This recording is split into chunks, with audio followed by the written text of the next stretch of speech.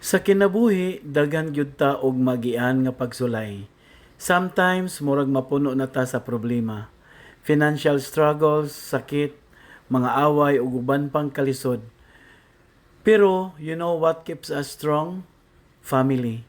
Kay bisan unsa pa ang dakong unos nga moabot, kung magtapok, magkahiusa o magtinabangay ang pamilya, walay imposible.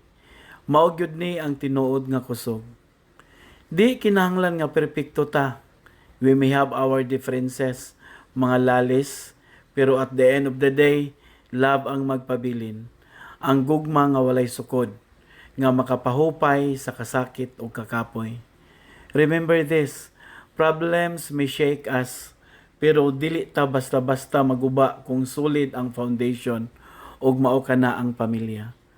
So to every family out there nga nagbaro gihapon bisan sa tanang kalisod, saludo ko ninyo.